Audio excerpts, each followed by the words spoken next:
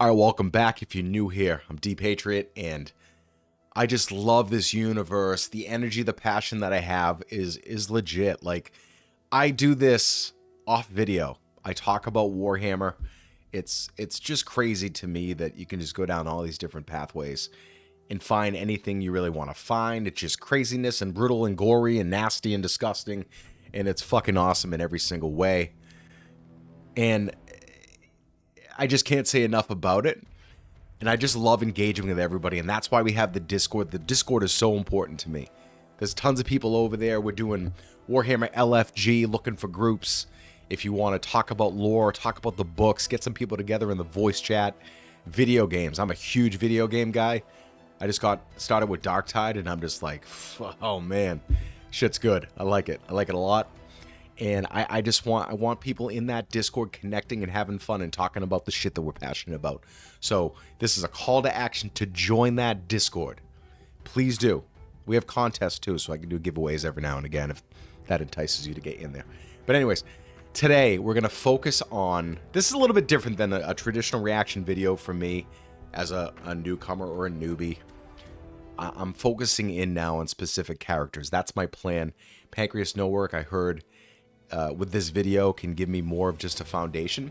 So I already know about Trazyn the Infinite, and I want to dig deeper. I want to dive deeper into that knowledge, because the next thing I'm going to do is make my own video on Trazyn the Infinite in my own way, and maybe like a 6 to 8 minute video, nothing too crazy, just to kind of get going and start making my own content and sharing with all of you what I've learned and possibly entertain you, but probably not.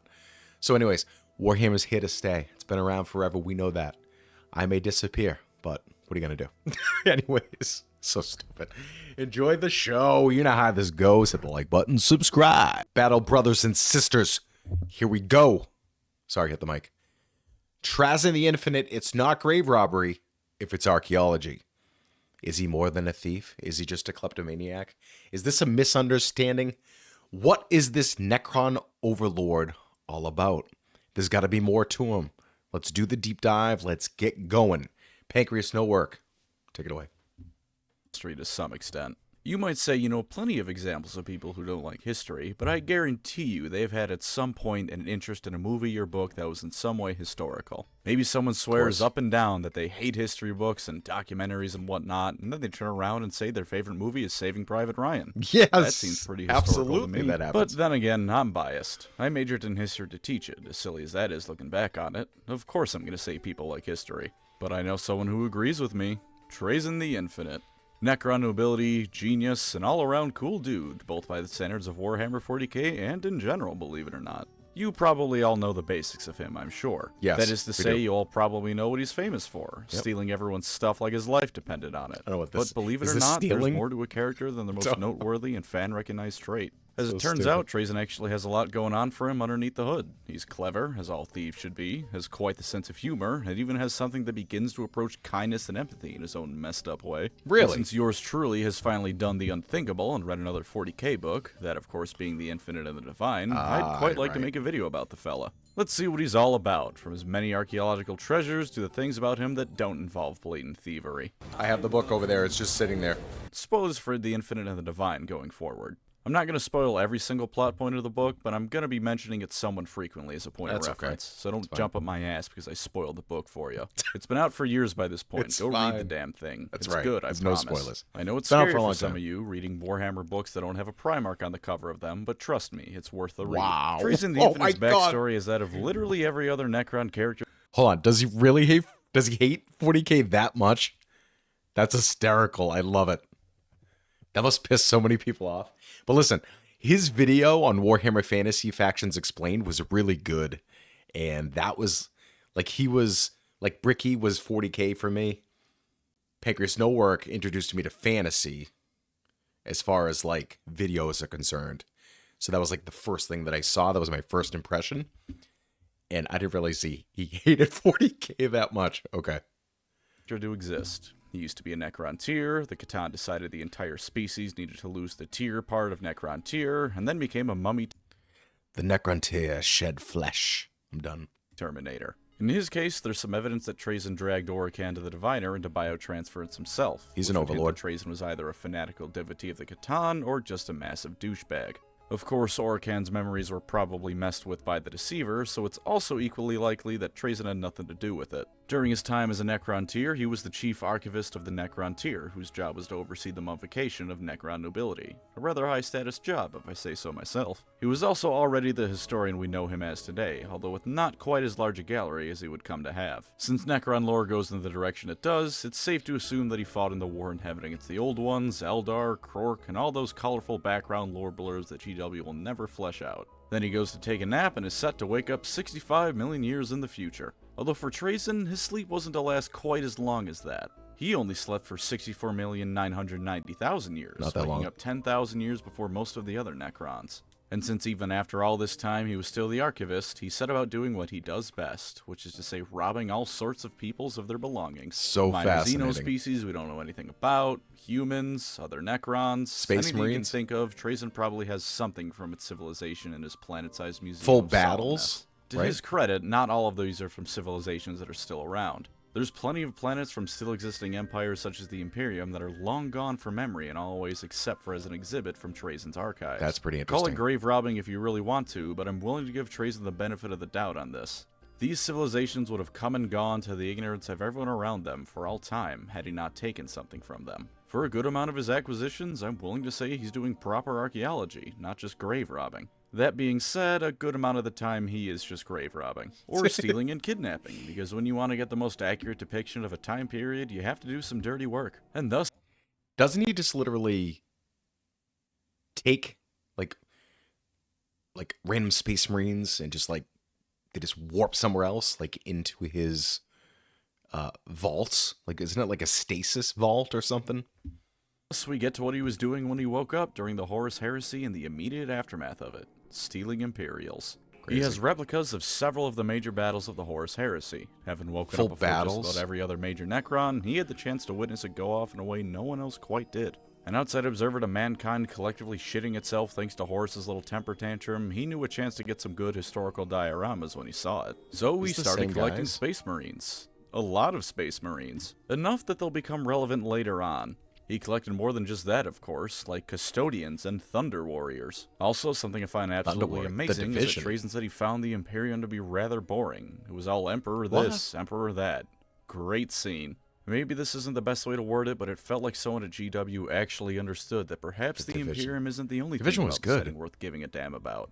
Of course, immediately after this, Trazyn thinks to himself about how the Horus Heresy was just amazing and full of drama and the coolest thing ever, so it wasn't the perfect scene, but at least GW managed to hold themselves back from stroking themselves off to It is. completion. Or it was just too late to remove the line and they shot the guy who called the Imperium boring in an official 40k book. Could be either, really. Oh, and he also claims that he knew Gilliman and was friends with him. He told Cato Sicarius this to his face. Now, this is Trazyn. He could be lying, or he could be stretching the truth. Or he could be telling the complete truth to a space marine who would naturally assume he's full of it. Until him Was and he G-Man second interact company? in modern 40k, we probably won't ever Ultramarine know. second Probably company? after Trazyn realizes an awake demigod is a lot more interesting an exhibit than a sleeping one, and goes to acquire more museum pieces, as it were. One of the most interesting things he tried to find Destiny? was this artifact called the What? Astrarium Mysterios. I love what Destiny. exactly it is, I won't say, so you can find it out in the Infinite and the Divine for yourself, but he raids an Eldar Maiden world to get at it.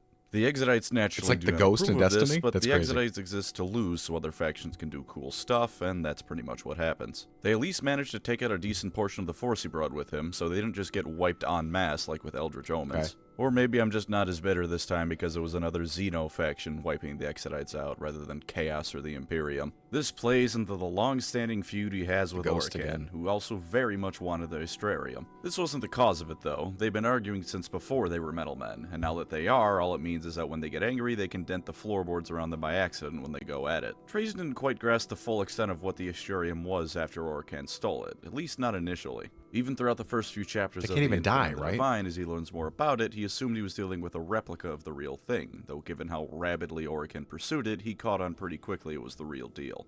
What follows is essentially an entire book about an old married couple bickering back and forth amongst each other, only the married couple is a pair of Necron lords who could each level a star system in their own unique ways. Yep. Without too much spoiling, this book shows just how damn clever Trazyn is.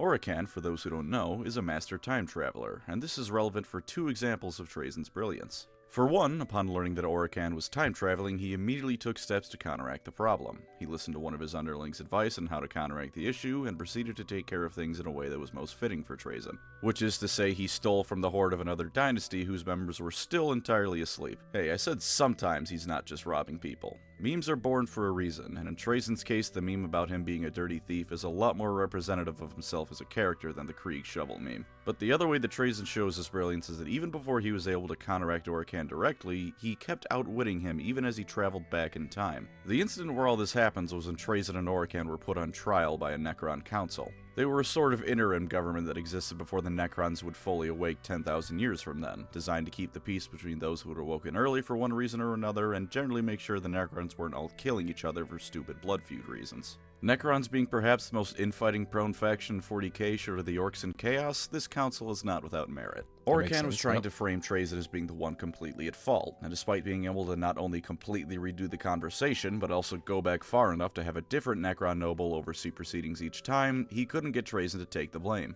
In case the meaning of that went over your head, let me rephrase it just a bit. Despite having the power of infinite do-overs and the ability to basically pick whoever he wanted to be his judge, Orikan could not outwit Trazyn here. So Really? yeah, he's a smart guy. How is that Both in even his ability possible? to admit when he isn't up to snuff yet, and in just general cleverness. After that, the book follows Trazyn and Orikan as they attempt to outwit each other and claim the Astrarium and the secrets it leads to which I will spoil little of. We do get to see Trazyn frequently pull off the slyest trick of his sleeve, I knew he however, could switch. which is his He can body switch. hopping ability. Trazyn can very conveniently decide that a given Necron is actually himself, taking over them and turning them into a new body for himself. He can do it to all sorts of different Necron types as well. Off So the top of my crazy. head, I don't believe he It's ever insane. did it to a basic Necron warrior, but that could very well just be because he didn't want to stoop that low. He's still a Necron Lord, after all, the pinnacle of arrogance in this setting short of Prince Uriel. His mastery of the living metal that makes Necrons up also lets him smile and wink, funnily enough. Not really important, just a cool character trait he has. Undoubtedly lets him be the perfect little goblin whenever he wants to be one. For all the interesting stuff about the guy though, he isn't exactly the most plot-relevant character for a large portion of 40k history. He wasn't intervening in the War of the Beast like with Eldrad, for instance. He did fuck around with Cato Sicarius a bit, and he did threaten Orikan with the Catan Shard, which understandably scared the hell out of him, but he wasn't a driving force or a major player in many narrative events for about 10,000 years. He was still busy, of course. His galleries only ever grew throughout all this time. He just wasn't making a point of involving himself in the biggest of battles for the fate of the universe. I think it's just like fascinating to me that there's a character in this universe that collects all of these, not just things, right? It's like objects, moments, life forms, like every single thing you can think of, he collects. In the biggest of battles for the fate of the universe and whatnot.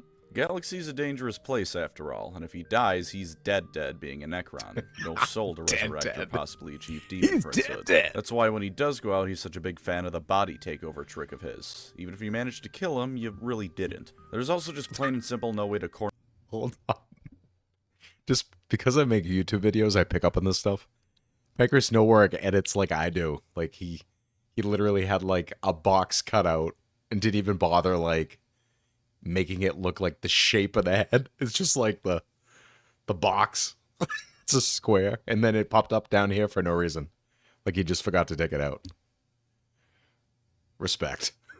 down the real Trazyn, as it were, because he's got such mastery over living metal that he warps the Necron Makes body me he feel bad. inhabits to become like his. He still looks like Trazyn no matter what body he takes over, as long as he has a couple of minutes to reforge it to his liking. He also did try and take the Spear of Vulcan from the Salamanders once, but it failed when he was given its spearhead first. That He I didn't don't kill know. I him, don't know of what that course, is. but he decided it wasn't worth pissing off the Salamanders anytime soon. Wait a couple of thousand years for them to all die out first, maybe. He's got the time to spare. He did make friends with one Inquisitor Valeria, however, becoming Close pen pals enough with her. an Isn't image that for nice? me. It started when she briefly had to stay in his galleries, not as an exhibit, but as a visitor. She sent an invading army of a bunch of Catacan units, and he responded by sending her a letter thanking her for sending so many of them that he not only had enough to fill up an exhibit about a war they once took part in, but replaced some of the lesser specimens with the troops she sent. He thanked her for such generosity as to send so many regiments worth of museum display, and even gave her a gift alongside the letter, a Tesseract labyrinth. She was trapped inside, but he assured her it was a novelty to people like him and herself, assuming she was smart enough to get out. She was, and they had about the closest thing an Inquisitor can get to having a friendship with a foul Xeno. She's later executed for the crime of consorting with foul Xenos, unless I'm misremembering what I read, but hey, it was probably cool while it lasted. You can't really blame Trazyn for that one either, that's just the Imperium being the Imperium. But come the 41st millennium's end, or the beginning of the 42nd, because the actual proper date in 40k doesn't mean anything, Trazyn decided he was going to get involved. No longer on the sidelines, this man, he was instead going to mostly still remain on the sidelines, but this time start throwing things from his collection at the things that were bothering him. Really? Abaddon's 13th Black Crusade was getting revved up What to would go, that look and like? believe it or not, Trazyn was one of the first people to realize something big was about to happen. Not because of a spy network of connections to important people in the Imperium or anything like that, but because he stole a sacred bell belonging to an Imperial saint and it started ringing out in stasis. 13 times to be precise, and Trazyn figured that with the holy bell breaking the rules of stasis, it was either a case of chaos about to do something big or the 40k galaxy was about to have one hell of a rat problem. So he set off to the Celestial Orrery, that thing that can destroy stars with a click of a button. It can also help see the future to some extent, so after a quick chat with the Necrons there, who weren't terribly happy to see him on account of him having stolen their ship before, he's off to Cadia. But wait, I skipped something. He also tossed the sacred bell into the webway. Did he do this as part one of some grand scheme to battle chaos, or even alert the Imperium to what was coming? Sacred bell? No. He just hoped it would be as annoying for the Eldar as it was for him. In any other scenario, I'd complain that GW is once again screwing the Eldar over for no reason, but I like the it's just Eldar. funny. Reminds me of Left 4 Dead when you see a car that says, "Do not shoot this, it'll alert the Horde," and then I immediately shot it. Yeah, I was that asshole. Anyways, Cadia. He goes there, and Belisarius Call is busy trying to figure out the Necron pylon system that's located on the planet. Call is racist, then Trazyn gives him some tips, and then he just starts letting loose with random shit in his collection. If you think that feels oddly generous in action for a chronic hoarder, consider that Trazyn both perhaps wanted to play the hero for once, and the fall of Cadia was a great chance to collect all sorts of different pieces to replace him. Oh, I see. One of those things he released was I a company see. of Horus Heresy era Ultramarines. Remember What? I said he'd collected enough of them that it'd become relevant? Well, here's the relevancy. Give some credence to Trazyn actually knowing Guilliman. Granted, I doubt they're really the best of friends if Trazyn stole some of his kids, but if nothing else, there's actual solid evidence he's at least aware of Trazyn. Of course, we know how Cadia goes. Necron pylons are activated, thank you Trazyn. The day is almost won and the Eye of Terror shut, and then Abaddon throws a hissy fit followed by more literally throwing a Blackstone fortress into the planet. Rip. Most of it. Trazyn promptly Most of it, leaves just like after that. kidnapping Creed for his gallery, and then starts probing his pet Catan shard for questions. Questions about how to safely enter the Eye of Terror and Great Rift. One gets the feeling he's attempting to steal the mother of all museum exhibits for himself. Although for all I know, he could just be planning to raid Crone Worlds for soul stones like the Eldar do so he can barter with them for more stuff. Never really know with Trazyn. His overarching goal of find more historical artifacts may be clear, but the devil's in the details, you know? Now with the basics of his lore Sure do. largely out of the way, Thief's I a want to good talk about game. what he's like.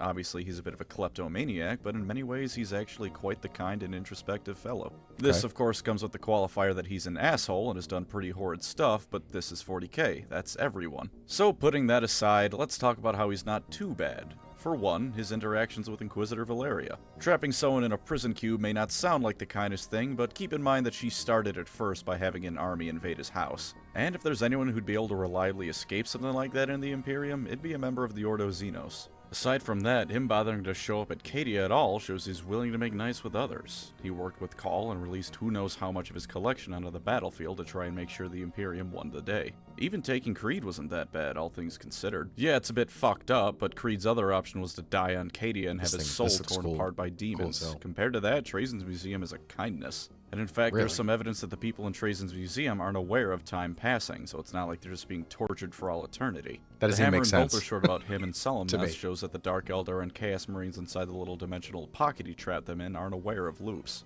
With that in mind, I don't think it's a stretch to say other people in his exhibits are aware they're even frozen in time. That's not to say he's never done something like that. He has a Death Watch team and a band of orcs What? positioned right across from each other that are fully aware of the other's presence. If he wants to, he can make sure you're fully aware of the passage of time, full on I have no mouth and I must scream style. But I don't think there's reason to believe that's the case with everyone in his museum. He's also a genuine historian. He doesn't just collect stuff to have it, he is serious about preserving and cataloging galactic history. He gets Okay. angry when his displays are ruined, not just because it's his stuff being destroyed, but because history itself is being erased. That's why when Orikan steals the Astrarium for him, he was enraged. Orikan destroyed So multiple fascinating. exhibits of his in an effort to throw Trazyn off during their fight, and it extends beyond being angry when his stuff is smashed. A passage in The Infinite and the Divine is Look at Trazyn this, the trying box to give again. a tour to some humans on Solemnus. Now, given that he also told them to stop screaming so he could continue, they probably weren't there willingly, but he at least wants to teach people some stuff. Very relatable to me, even though I didn't stick with teaching as a profession. He also doesn't like needless violence. Infinite and the Divine Well, you're teaching largely now. revolves You're doing a around good the job. planet of Serenade, where a Necron tomb lies with all sorts of secret knowledge inside. When Orikan showed up with Necron destroyers, Trazyn was upset at the damage it was doing to the planet's ecosystem and the people on it. It goes from Eldar, Maiden World to Imperial Colony throughout the course of the book, and Trazyn never once wanted to destroy anything on it to get what he wanted. Well, except from Orikan, he wanted to destroy Orikan, but nothing native to the planet is what I meant. Even if you view it as cynically as possible and view his wanting to limit collateral damage as him just wanting to preserve history so he can steal it later, that's still far more than most characters in this setting would do. He's also introspective in a very depressing way. He's fully aware that when the Necron tier became Necrons, they lost something, the soul. And he laments that no longer can the Necrons do things like truly appreciate music or create new art. That's part of why he's so dedicated to preserving history. It's both out of a genuine desire to preserve what's come and gone, as well as his way of coping with what's been lost. Speaking of his history museum, I was originally going to cap the video off with a list of stuff Trazyn stole for his exhibits, but to be honest, I think that'd just be a waste of time. If you really want to know, it's not hard to look it up. Just use the Warhammer Wiki or 1d4chan for the highlights. I'll tell you my personal favorite thing in there, though. A tiered swarm of quite humorous extent. You want to know what he did with it? Unleashed on the Phalanx to disable it. Sure, this is non-canon and only happens in Battlefleet Gothic's 2 Necron campaign, but I just love the mental imagery of that. What the hell constitutes a tiered swarm of quite humorous extent? I just bought the That's an exact Battlefleet games. quote, by the way. Armada. Is it an entire hive talking fleet? about? Because he captured one of those once, it's not out of the question. Alternatively, is it just like 5 of them and he was forcing the Phalanx to play Alien Isolation in real life? Whatever the case, it worked and it was funny. Let's see if he's any good on tabletop. That's For lore awesome. positives, Trazyn gives you the chance to fight for something a bit different by Look at the 40k artwork. standards. Usually it's for the glory of the Emperor / the Dark Gods, or for survival, or for any number of grand reasons. Trazyn, meanwhile, just wants to burglarize your house. Perhaps not the grandest motivation by comparison, but history is important, and it's a breath of fresh air as far as I'm concerned. He's also one of the more morally good Necron characters, so if that means anything to you, then he's a good choice to field as well. It He's does? also just a The silly world full of little guy, assholes? so It if you want does. to imagine your army laughing at the enemies all day long, make sure to grab him. Sure, the average Necron warrior won't be laughing, but the leadership will be. For tabletop positives, he's actually surprisingly solid in melee for a historian. His empathic obliterator deals D3 wounds, and with a 2+ to hit and AP -1, he's at the very least going to be causing some damage. But if you kill a character with it, all enemy units within 6 inches of him take D3 mortal wounds. If you're fighting against a horde army and the enemy Area of messes up their effect. positioning, Trazyn's going to make him regret it. He's also pretty tanky, with a 3-up save, 4-up invulnerable save, and 6 wounds. Not the tankiest in the game by any means, I don't know what that but means. it'll at least ensure that it'll take some concentrated firepower to bring him down. Of course, as you might have guessed from his lore, he can also take over bodies. You can only When have he's one killed, you roll a dice. On a 2 or Trazyn higher, the you Infinite replace model. an existing character with Trazyn, who comes back with 3 wounds remaining. No rules that happen when a model is destroyed are triggered either. This is not only funny, but can ensure you get a bit more use out of another character who's also on death's door, since Trazyn always comes back with 3 wounds. He also reduces damage by 1 if he's your warlord. Not amazing, but helpful. Aside from that, he makes it a little bit cheaper to use the dynastic heirloom stratagem, and buffs the movement of nearby Necron core units by a little bit. For lore downsides of fielding Trazyn, in some ways his differing attitudes from 40k characters can be a bit disappointing. For instance, most every Space Marine is going to go down fighting, whereas Trazyn is going to leg it if things aren't looking too hot. I think it's a positive, but if you want the classic 40k go down fighting attitude, you won't get it with him. Really, if you don't like clever characters, you won't like Trazyn. Maybe clever isn't the best word for it. Devious? Clever's a good Goofy? word. Tricksters. Devious. I think that's a good word. All of Trazyn's a those. trickster.